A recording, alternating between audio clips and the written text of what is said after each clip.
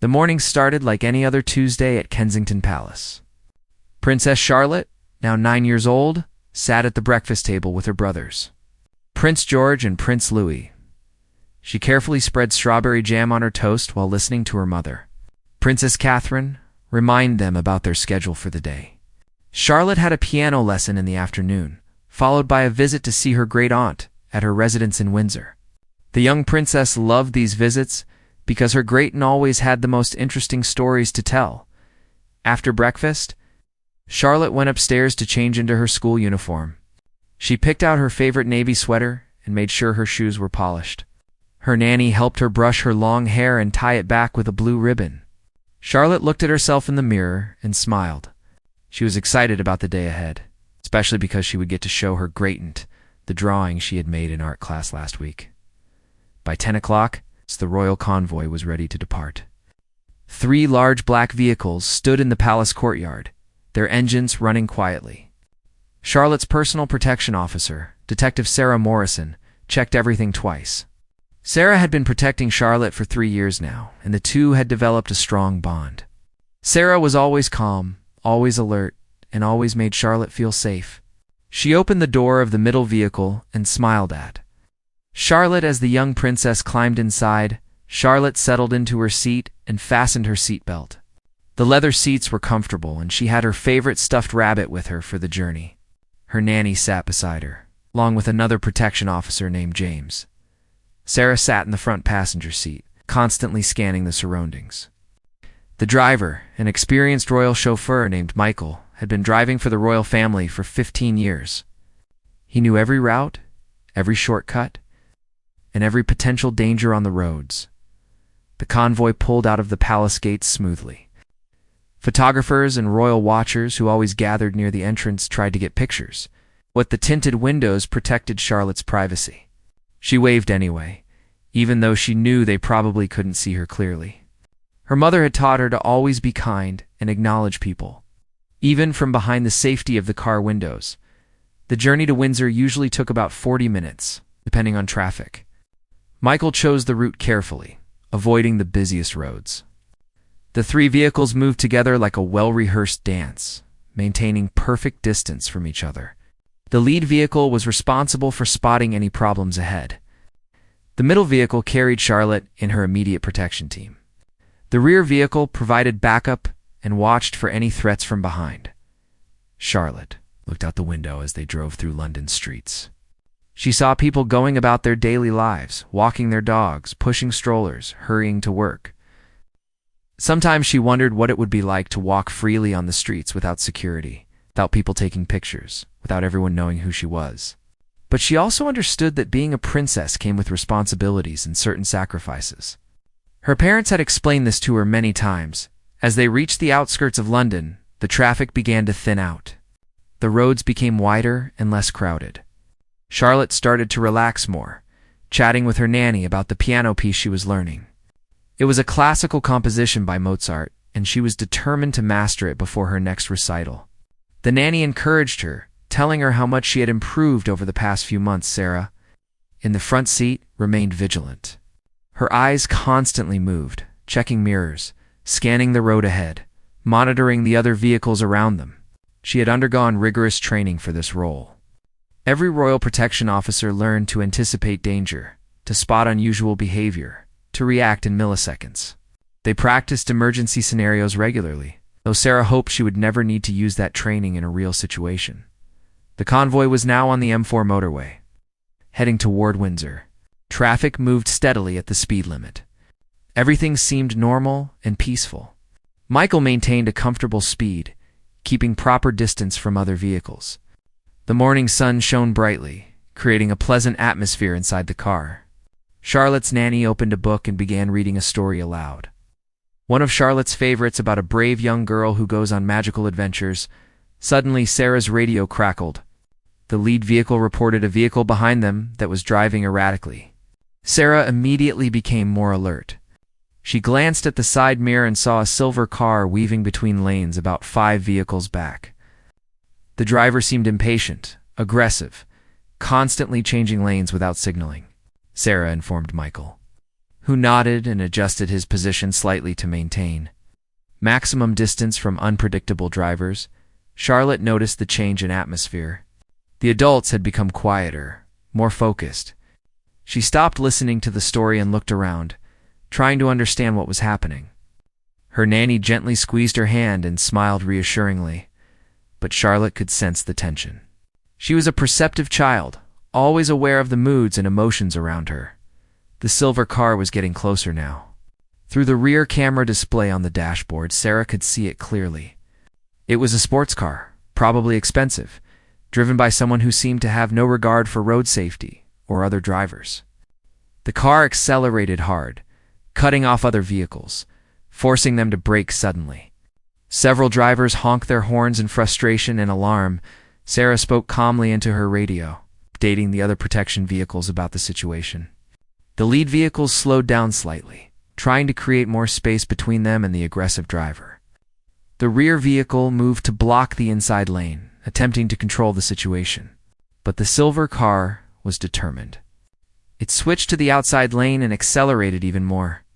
Michael kept his focus on driving safely. He had dealt with aggressive drivers before, but never one quite this reckless. The silver car was now traveling at nearly twice the speed limit, closing the gap rapidly. Sarah made a quick decision. She instructed Michael to gradually move toward the inside lane, giving the reckless driver space to pass if that was his intention. The priority was always to avoid any confrontation or collision, but the silver car didn't pass. Instead, it pulled up alongside the royal convoy, matching their speed. Sarah's heart rate increased, though her face remained calm. This was unusual behavior. Most aggressive drivers simply wanted to pass and continue speeding. This driver seemed to be pacing them, watching them. Sarah immediately reported this to the command center at the palace. Charlotte pressed her face against the window, trying to see the car alongside them. Her nanny gently pulled her back, encouraging her to sit properly in her seat. Charlotte obeyed, but remained curious and slightly frightened. She had never experienced anything like this before. All her journeys had always been smooth and uneventful. The driver of the silver car appeared to be a young man, probably in his 20s. He was looking at their vehicle intently, occasionally glancing at his phone. Sarah's instincts told her something was wrong. This wasn't just an impatient driver. This felt calculated, deliberate. She reached for her emergency button, ready to activate additional protocols if necessary. Then it happened. The silver car suddenly swerved toward them. Michael reacted instantly, steering smoothly to avoid contact while maintaining control of their vehicle. The sudden movement caused Charlotte to grab her nanny's arm tightly. The stuffed rabbit fell to the floor. Sarah was already on the radio, calling for immediate police assistance and activating the emergency response protocol. The silver car swerved again, this time more aggressively. It came within inches of hitting their vehicle. Michael's years of advanced driving training kicked in. He accelerated smoothly, creating distance, while the rear protection vehicle moved to block the silver car. But the reckless driver was persistent. He accelerated even more, his engine roaring loudly as he pushed his car beyond safe limits. Sarah made eye contact with James in the back seat through the rearview mirror. Without words, they understood each other perfectly. James moved closer to Charlotte, positioning himself between her and the window on the side where the silver car was approaching. His body became a shield, ready to protect the young princess from any impact. The nanny wrapped her arm around Charlotte, holding her securely. Charlotte's eyes were wide with fear now. She didn't fully understand what was happening, but she knew it was dangerous. She could feel the tension in every adult around her. Her heart was beating fast, and she wanted to cry. But she remembered what her mother had told her about being brave during difficult times. She took a deep breath and tried to stay calm, just like the adults around her. The silver car made another aggressive move, this time pulling directly in front of their vehicle and hitting the brakes hard. Michael had only seconds to react. His hands moved skillfully on the steering wheel, finding an escape route between vehicles. The car's advanced safety systems helped, but it was ultimately Michael's skill and experience that prevented a collision. The tires screeched slightly as he maneuvered, but the vehicle remained stable and under control. Police sirens could be heard in the distance now, growing louder. The backup Sarah had called for was approaching fast. The silver car's driver must have heard them too, because he suddenly accelerated to an incredible speed, pulling away from the convoy. But his reckless driving had reached its limit. At such extreme speed, with such aggressive maneuvering, the inevitable finally happened. The silver car lost control. It happened almost in slow motion from Charlotte's perspective. The vehicle began to spin, rotating as it careened across multiple lanes. Other drivers desperately tried to avoid it, braking hard and swerving. The silver car hit the central barrier with tremendous force, sending debris flying across the motorway. Then it bounced back, spinning again before finally coming to rest in the middle of the road, steam rising from its crumpled hood. Michael had already moved their vehicle to the far lane, creating maximum distance from the crash. He slowed down smoothly, keeping Charlotte's comfort and safety as the top priority, despite the chaos behind them. Sarah was on multiple communication channels simultaneously, coordinating with police, updating the palace, ensuring medical services were dispatched to the crash site. James remained positioned protectively near Charlotte, his eyes constantly scanning for any additional threats. Charlotte stared at the scene behind them, her hands trembling slightly. She had never seen anything so frightening in her young life. The nanny held her close, speaking softly and soothingly, telling her everything was okay now, that they were safe. Charlotte nodded but couldn't take her eyes off the crashed vehicle until it disappeared from view as their convoy continued forward. Police vehicles surrounded the crash site within minutes. The motorway would be closed for investigation. The reckless driver would face serious consequences for his dangerous actions. But for now, the priority was ensuring Princess Charlotte reached her destination safely and that she received any support she needed after such a traumatic experience. Sarah turned in her seat to check on Charlotte directly. Their eyes met, and Sarah gave her the warmest, most reassuring smile she could manage despite her own elevated stress levels. Charlotte managed a small smile back, trusting in Sarah's protection and calm demeanor. The immediate danger had passed, but the impact of this incident would resonate for much longer than the few terrifying minutes it had lasted. The royal convoy continued toward Windsor. Though the atmosphere inside Charlotte's vehicle had completely changed, the carefree mood of the morning had been replaced by heightened alertness and concern. Charlotte sat very still, her nanny's arms still wrapped protectively around her. She tried to process what had just happened, but her young mind struggled to make sense of the terrifying experience. She had always felt completely safe in these cars, surrounded by her protection team. This was the first time that sense of security had been truly challenged. Sarah remained on her communication devices, coordinating with various departments. The palace had been immediately informed of the incident. Princess Catherine and Prince William were being updated in real time about their daughter's safety. Sarah knew that Charlotte's parents would be worried sick, and she made sure to emphasize that Charlotte was physically unharmed and that the protection team had performed exactly as trained. Still, Sarah understood that no parent wants to hear their child was in potential danger. Regardless of how well the situation was handled, Michael drove with extra care now, maintaining moderate speed and maximum awareness. His hands were steady on the steering wheel, but internally was replaying every second of the incident, analyzing his reactions, considering if he could have done anything differently. This was the first time in his 15-year career that someone had deliberately targeted a royal vehicle so aggressively. He felt relieved that his training and instincts had served him well. But he also felt anger toward the reckless driver who had endangered a child. Detective James, still positioned protectively near Charlotte, began to relax slightly as they put more distance between themselves and the crash site. He had been seconds away from throwing his entire body over Charlotte if the collision had occurred. That was his job, his duty, and he would have done it without hesitation. He looked at the young princess and felt a deep sense of responsibility. She was not just a royal assignment to him. Over the years of protecting her, he had grown genuinely fond of Charlotte's kind nature and bright spirit. Charlotte finally broke the silence.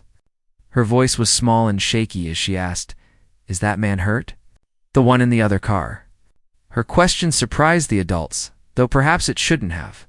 Charlotte had always shown compassion and concern for others, a quality her parents had carefully nurtured. Even in her moment of fear, her thoughts turned to another person's welfare. The nanny looked to Sarah for guidance on how to answer. Sarah turned slightly in her seat and spoke gently to Charlotte. "The police and ambulance are helping him now, Your Royal Highness. He made some very poor choices today with his driving.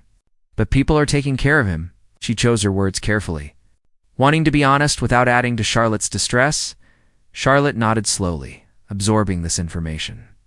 Then she asked another question that showed her perceptive nature. "Was he trying to hurt us? Was he a bad person?" The innocence in her voice contrasted sharply with the seriousness of the question. The adults exchanged glances, each understanding the weight of this moment. How they answered would shape Charlotte's understanding of the world and her place in it. Sarah took a moment before responding. "We don't know what he was thinking, Charlotte. Sometimes people make very foolish decisions without considering the consequences. What's important is that you're safe, and our job is to always keep you safe. That's what we train for every single day." It was an honest answer that didn't create unnecessary fear or paranoia. The nanny added softly, "Most people in the world are good and kind, just like you. Sometimes we encounter someone who behaves badly, but that doesn't mean the world is a scary place. It just means we need to be careful and smart." Charlotte seemed to find comfort in these words. She leaned her head against her nanny's shoulder and closed her eyes for a moment, trying to calm her racing heart. As they approached Windsor, the convoy's speed returned to normal. The familiar sight of Windsor Castle appearing in the distance brought a sense of relief to everyone in the vehicle. This was royal territory, safe and secure, where Charlotte could exit the vehicle and step into a protected environment. The massive stone walls of the castle had stood for nearly 1,000 years, symbolizing strength and permanence. Today, they represented sanctuary. The convoy passed through the castle gates, which were immediately closed behind them by security personnel. Additional security officers were visible everywhere. Their presence increased following the incident on the motorway. The vehicles came to a gentle stop in the private courtyard. Sarah stepped out first, scanning the area carefully before opening Charlotte's door. Even in this secure location, protocols remained in place. Charlotte emerged from the vehicle slowly, her legs feeling slightly unsteady. The adrenaline that had flooded her system during the incident was wearing off, leaving her feeling tired and emotionally drained. James walked beside her, his protective presence unchanged. The nanny carried Charlotte's belongings, including the stuffed rabbit that had fallen during the frightening moments on the motorway. Princess Catherine's private secretary was waiting in the courtyard. She approached with a warm but concerned expression and knelt to Charlotte's level.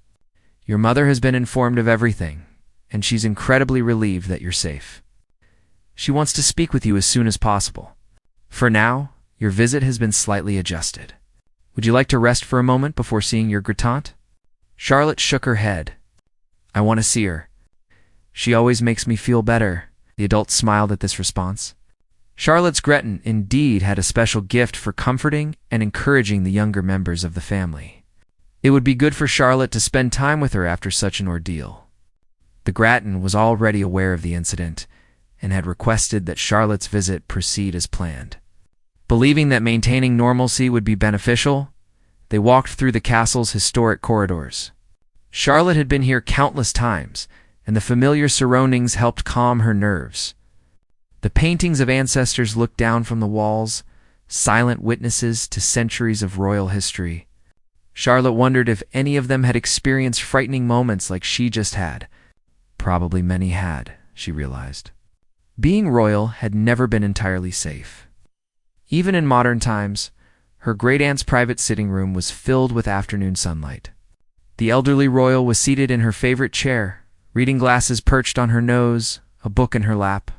She looked up as Charlotte entered and immediately opened her arms. Charlotte rushed forward, feeling the comfort of a loving embrace. Her gratante held her for a long moment, saying nothing, just providing the security of loving arms and a steady heartbeat. When they finally separated, her gratante looked directly into Charlotte's eyes. "I heard you were very brave today. Tell me what happened, if you feel ready to talk about it." Charlotte appreciated not being treated like she was too young to discuss the incident. She settled onto the sofa beside her great-aunt and began to describe the morning's events in her own words. As Charlotte spoke, the protection team discreetly stepped back, giving them privacy while remaining alert. Sarah used the time to coordinate with the investigation team. Police had taken the reckless driver into custody. His identity was being verified, and his motives were being investigated. Initial reports suggested he might have been under the influence of substances, though this wasn't confirmed. His phone records were being examined to determine if he had been trying to photograph or film the royal convoy while driving. Meanwhile, back at Kensington Palace, Princess Catherine and Prince William were receiving detailed briefings about the incident. Catherine felt her hands trembling as she listened to the security chief describe how close the silver car had come to hitting their daughter's vehicle. William's jaw was clenched, his protective instincts as a father warring with his training to remain composed. Both parents were grateful beyond words for the professionalism and skill of Charlotte's protection team. They discussed whether to cut short their own engagements and travel immediately to Windsor.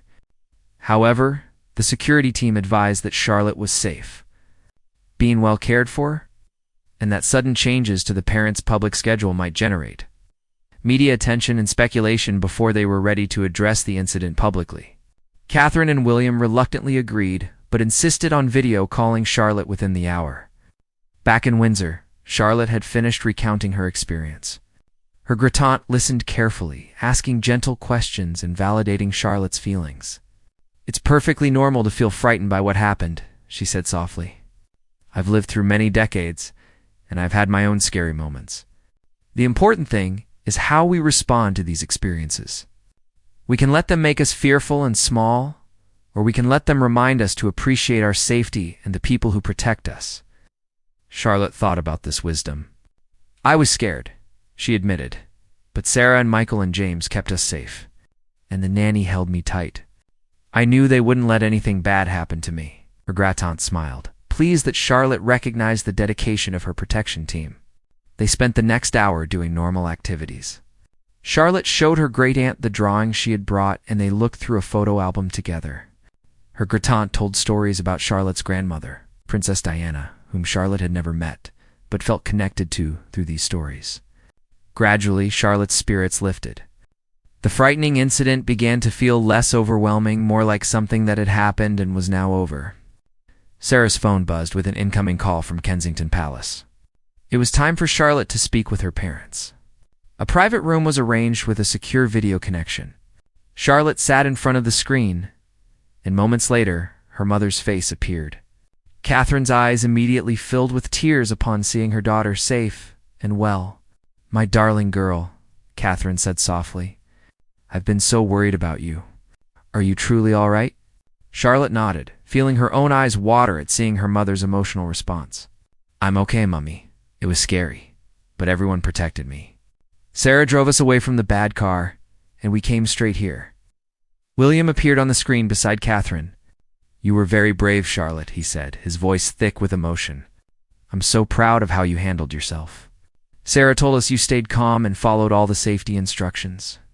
Charlotte felt a warm glow at her father's praise. She had been brave, even though she had been frightened. They talked for several minutes. With Charlotte's parents reassuring her and promising they would all be together that evening, plans were being made to bring Charlotte back to Kensington Palace with enhanced security measures. The route would be different, and additional protection vehicles would be part of the convoy. Catherine and William didn't want Charlotte to be afraid of traveling, but they wanted her to feel completely safe. After the call ended, Charlotte felt much better. Talking with her parents had helped process her emotions. She returned to her great-aunt's sitting room, where afternoon tea had been prepared. There were sandwiches, scones with jam and cream, and Charlotte's favorite biscuits. Her great-aunt poured tea for both of them, adding lots of milk to Charlotte's cup the way she liked it. As they ate, Charlotte's great-aunt spoke about resilience and courage. "You know, Charlotte, being royal means sometimes facing challenges that other children don't face. Today you experienced one of those challenges, but you handled it with grace and bravery. Your parents will be very proud, as am I." Charlotte felt herself sitting a little straighter, feeling acknowledged and respected. The afternoon passed peacefully. Charlotte's energy began to return as the shock wore off. She played with her great aunt's corgis, who always made her laugh with their playful antics. She practiced her piano piece on her great aunt's piano, focusing on the difficult passages. Music had always been therapeutic for Charlotte, allowing her to express emotions she couldn't put into words. Outside, preparations were underway for Charlotte's return journey. The security team was coordinating with police to ensure a completely safe route. Additional protection officers were being deployed. The vehicles were being checked and rechecked. Everyone was determined that Charlotte's return journey would be uneventful and secure. They had learned from the morning's incident, and adjustments were being made to prevent any similar occurrence. As evening approached, Sarah came to inform Charlotte that it was time to prepare for the journey back to Kensington Palace. Charlotte felt a flutter of nervousness in her stomach. The thought of getting back into the car brought back memories of the morning's frightening incident. Sarah noticed the hesitation in Charlotte's eyes and knelt down beside her, speaking in a gentle but confident tone. "I know this morning was scary, Charlotte, but I want you to know that we've planned everything perfectly for your journey home. There will be more protection vehicles with us, police escorts, and we're taking a completely different route. Nothing like this morning will happen again. I promise you that." Sarah's calm confidence helped ease Charlotte's anxiety. She trusted Sarah completely. Charlotte hugged her grand-aunt goodbye, holding on a bit longer than usual. The elderly royal whispered in her ear, "Remember, my dear, courage isn't the absence of fear. It's doing what you need to do despite being afraid. You showed that courage today, and you'll show it again on the journey home." "Ash." Charlotte nodded. Drawing strength from these words, the convoy assembled in the courtyard was notably different from the morning. Instead of 3 vehicles, there were now 5. 2 police motorcycles would lead the way, and a police car would follow at the rear. The royal protection vehicles were positioned in the middle, with Charlotte's car surrounded on all sides. The message was clear. His young princess would be protected at all costs. Charlotte climbed into the same vehicle she had traveled in that morning. Michael was again at the wheel, having insisted on completing the return journey despite the traumatic morning. He wanted to restore Charlotte's confidence in his ability to keep her safe. Sarah was again in the front passenger seat, though now she had additional communication equipment. James and the nanny were in the back with Charlotte, their positions unchanged.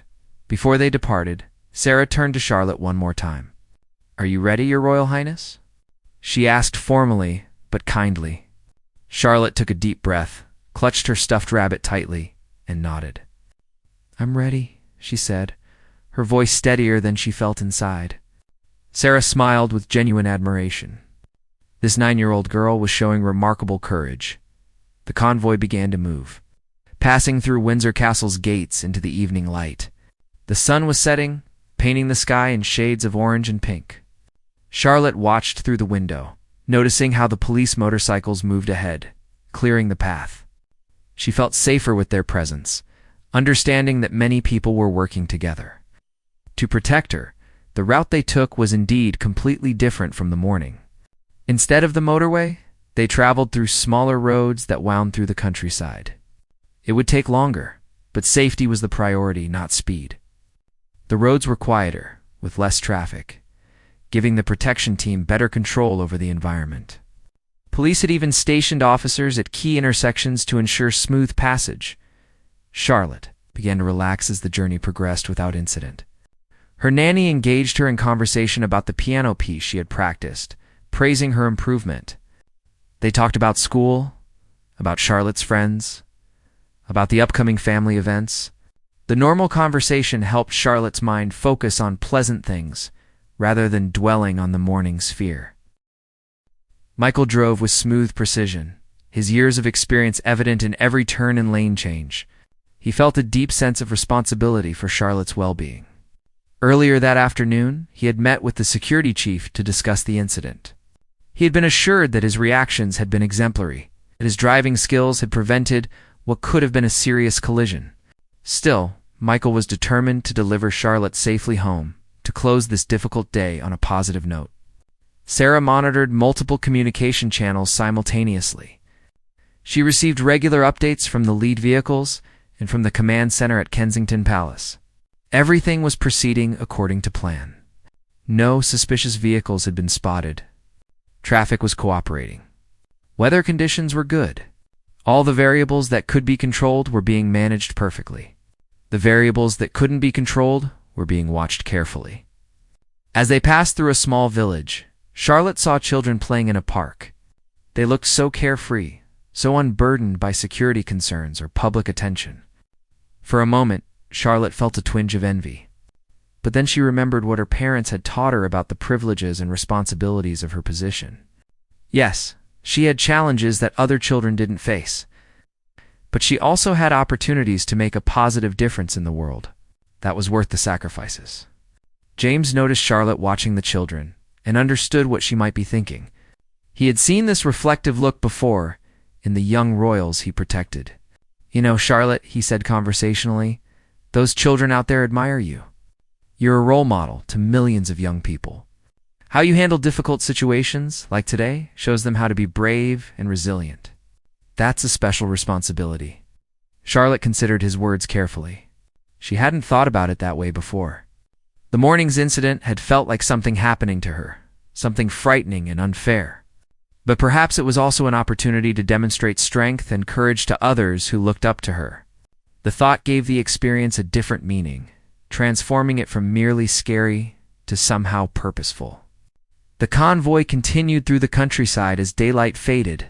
Streetlights began to illuminate the roads. Charlotte felt fatigue settling into her body as the adrenaline finally completely wore off. It had been such an emotionally intense day.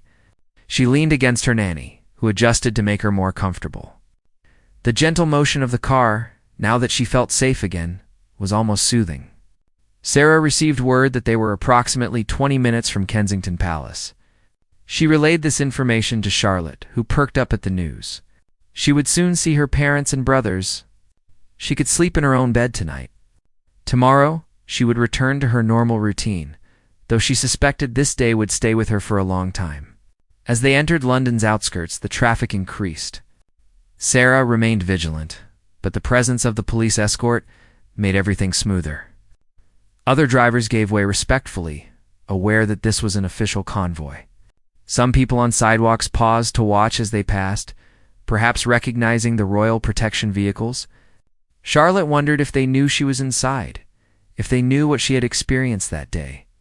The palace came into view, its familiar outline a welcome sight. The convoy passed through the outer security checkpoint, where guards had been expecting them. Additional security personnel were visible, a visible reminder that Charlotte's safety was being taken very seriously. The vehicles proceeded to the private courtyard, where Catherine and William were waiting. The moment the car stopped, Catherine rushed forward. Sarah quickly opened Charlotte's door, and the young princess practically leaped into her mother's arms. Catherine held her tightly, tears streaming down her face. All royal composure, abandoned in favor of pure maternal relief and love. William wrapped his arms around both of them, creating a protective family circle. George and Louis stood nearby, looking concerned and confused about why their sister was receiving such intense attention. After several long moments, the family separated slightly. William knelt to Charlotte's level and looked into her eyes. "I am so incredibly proud of you," he said firmly. "You showed the kind of courage and grace that defines our family. You trusted your protection team, you stayed calm, and you got through a very scary situation. That's exactly what a future royal should do." Charlotte felt warmth spreading through her chest at her father's words. She had made her parents proud. She had handled herself well despite her fear. She had proven to herself that she was stronger than she thought. These realizations helped transform the day's trauma into something she could process and eventually move past. Catherine turned to thank the protection team personally. She shook hands with Sarah, Michael, James, and the nanny, looking each of them in the eyes as she expressed her gratitude. "Thank you for protecting my daughter. Thank you for your skill, your vigilance, and your dedication. Our family will never forget what you did today." Her words were heartfelt and sincere. The protection team members felt acknowledged and appreciated, which meant everything to professionals who often worked in the background. The family moved inside the palace together. Charlotte walked between her parents, holding their hands, feeling secure and loved. George and Louis followed, full of questions about what had happened. Charlotte knew she would tell them the story, but not tonight. Tonight she just wanted to be with her family, to feel the safety of home, to let the day finally end. In the palace's private quarters, Catherine had ordered Charlotte's favorite meal for dinner. The family ate together in their private dining room, something they tried to do as often as possible, despite busy schedules. The conversation was lighter than the day's events, focusing on normal family topics. Catherine and William deliberately kept things positive and forward-looking, not wanting to dwell on the frightening incident. After dinner, Catherine helped Charlotte prepare for bed. They went through the normal bedtime routine: bath, pajamas, brushing teeth, selecting a bedtime story. The familiar ritual was comforting to Charlotte. Catherine sat on the edge of Charlotte's bed, as she did every night, ready to read. But before opening the book, she addressed the day's events one more time. "Charlotte, I want you to know that what happened today was very unusual. The vast majority of your journeys will be completely safe and uneventful. We have the best protection team in the world, and they proved that today. But if you ever feel scared about traveling, I want you to tell me. We can talk about it, and we'll make sure you feel safe. Your feelings matter, and it's okay to be affected by what happened." Charlotte nodded, appreciating her mother's understanding. "I was really scared, Mummy," she admitted quietly. "But everyone kept me safe. Sarah and Michael and James were amazing. And I remembered what you and Daddy taught me about being brave." Catherine smiled and kissed Charlotte's forehead. "You were incredibly brave, my darling. Now, let's read this story and help you have peaceful dreams tonight." As Catherine read, Charlotte felt her eyes growing heavy. The day's emotional exhaustion was catching up with her. The story was one of her favorites, about a young princess who goes on adventures and overcomes challenges. Tonight, the story felt more relevant than ever. Charlotte was living her own story, facing her own challenges, learning her own lessons about courage and resilience. When the story ended, Catherine tucked Charlotte in carefully, making sure her favorite stuffed rabbit was positioned just right. She dimmed the lights and sat for a moment, watching her daughter's peaceful face as sleep began to take over. Catherine felt overwhelming gratitude that Charlotte was safe, that the day's incident hadn't resulted in injury or worse. She silently thanked every person who had played a role in protecting her daughter. Before leaving the room, Catherine whispered, "I love you more than all the stars in the sky." It was something she said every night, a constant in Charlotte's life. Charlotte, already half asleep, murmured back, "Love you too, Mummy, more than all the stars."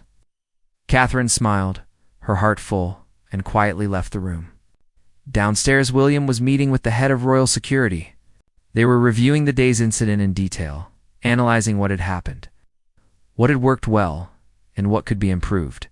The reckless driver was still in police custody, being interviewed and charged with multiple offenses, including dangerous driving, reckless endangerment, and potentially attempting to breach royal security. His motives were still being investigated. The following morning brought a different atmosphere to Kensington Palace. News of the incident had been carefully managed overnight by the palace communications team. A brief statement had been released confirming that Princess Charlotte had been involved in a traffic incident but was unharmed. Thanks to the swift actions of her protection officers, the statement deliberately avoided sensational details, focusing instead on Charlotte's well-being and the professionalism of her security team. Charlotte woke to sunlight streaming through her bedroom curtains. For a moment, she felt completely normal. Then the memories of yesterday flooded back, the silver car swerving toward them, the sound of tires screeching, the crash. Her heart rate quickened slightly, but she took deep breaths the way her mother had taught her. She was safe. She was home. Yesterday was over. Catherine came to check on her daughter before Charlotte even got out of bed. She sat beside Charlotte and gently asked how she had slept. Charlotte admitted she had woken up once during the night from a bad dream but had fallen back asleep quickly. Catherine nodded understandingly. "That's completely normal after a frightening experience. If you have more bad dreams, you can always come to our room, okay?" Charlotte agreed, feeling comforted by her mother's understanding. The day's schedule had been modified. Charlotte's school attendance had been made optional, giving her a choice about whether she felt ready to return to her normal routine. After thinking about it during breakfast, Charlotte decided she wanted to go to school. "If I stay home, I'll just think about what happened," she explained with wisdom beyond her years. "I want to be with my friends and do normal things." Her parents exchanged impressed glances at their daughter's resilience. However, there would be changes to Charlotte's security arrangements, at least temporarily. The security team had conducted an overnight review and implemented enhanced protocols. Additional protection officers would be assigned to Charlotte's detail. The routes used for her regular journeys would be varied and unpredictable. Counter-surveillance measures would be increased. The palace was taking no chances with the safety of any family member. At school, Charlotte's teachers had been briefed about the previous day's incident. They were instructed to watch for any signs of trauma or anxiety in Charlotte's behavior and to provide extra support if needed. Her closest friends knew something had happened because their parents had seen the news, but they had been taught to be respectful of Charlotte's privacy. When Charlotte arrived, her best friend simply gave her a long hug without asking questions, which was exactly what Charlotte needed. The school day proceeded normally on the surface. Charlotte participated in her lessons, laughed with her friends during break time, and ate lunch in the dining hall. But her teachers noticed subtle differences. She was quieter than usual. She seemed more watchful of her surroundings. During a lesson about current events, when traffic safety was mentioned, Charlotte's attention became intensely focused. Her teacher made a mental note to check in with her later. During afternoon break, Charlotte's friend finally asked if she was okay. Charlotte hesitated, then decided to share a bit about what had happened. "There was a man driving really dangerously yesterday, and his car came very close to ours. It was scary, but my protection officers kept me safe. There was a crash, but we weren't hurt." Her friend's eyes widened, and she squeezed Charlotte's hand supportively. "That sounds terrifying. You're so brave for coming to school today." Charlotte realized her friend was right. It was brave to continue with normal life after something frightening. She was choosing not to let fear control her actions. This realization made her feel stronger. She thought about what her great-aunt had said about courage being action despite fear. She was living that lesson today. Meanwhile, across London, the investigation into the reckless driver was progressing. Detective Inspector Rachel Morrison was leading the case. She had reviewed all the dashcam footage from the royal convoy vehicles, as well as footage from other motorists. The evidence clearly showed extremely dangerous driving that had put multiple lives at risk, not just Princess Charlotte's. The driver's phone records revealed he had been taking photos while driving, apparently trying to capture images of the royal convoy for social media. The young man, identified as 23-year-old Marcus Webb, claimed he hadn't intended to cause harm. He admitted to driving recklessly, but insisted he was just excited to see a royal motorcade and wanted to get photos. His blood tests had come back positive for substances that impaired judgment. He was facing multiple serious charges, and his lawyer had advised him to prepare for significant legal consequences. Detective Morrison had little sympathy. Whatever his intentions, his actions had terrorized a 9-year-old child and could have caused a fatal accident. Back at Kensington Palace that evening, William had arranged a special meeting. He had invited the entire protection team that had been with Charlotte during the incident to join the family for a private dinner. This was highly unusual, as there was normally a clear boundary between the royal family and their staff. But William wanted to properly acknowledge what these individuals had done and let Charlotte personally thank them. Sarah, Michael, James, and the nanny arrived feeling somewhat uncomfortable about crossing the formal boundaries of their roles. But when Charlotte ran to greet them with genuine warmth and gratitude, their discomfort melted away. This wasn't about protocol. This was about a young girl thanking the people who had protected her. Charlotte hugged each of them, speaking her thanks clearly and sincerely. Over dinner, the conversation was surprisingly light. William and Catherine deliberately kept the mood positive, asking about the protection team's backgrounds, their families, their interests outside of work. They wanted these professionals to be seen as the full human beings they were, not just as security personnel. Charlotte asked Sarah about her dog, remembering that Sarah had mentioned her pet during previous conversations. The genuine interest helped everyone relax. Toward the end of the meal, William stood to make a brief speech. I want to formally thank each of you for your extraordinary service yesterday. The skills you demonstrated, the split-second decisions you made, and the composure you maintained under pressure exemplify the very best of royal protection. You didn't just do your jobs. You protected my daughter with every ounce of your ability and training. Catherine and I will never forget that. Charlotte will never forget that. You have our deepest gratitude. The protection team members felt deeply moved by these words. They had trained for years for situations exactly like yesterday's incident. But the reality of protecting a child through actual danger had been intense. Hearing the family's heartfelt appreciation made the stress and responsibility feel worthwhile. Sarah spoke for the group, saying simply, "It's our honor to protect Princess Charlotte. She showed remarkable courage yesterday, which made our job easier. We're just grateful everything turned out well." After dinner, Charlotte asked if she could show Sarah her piano practice room.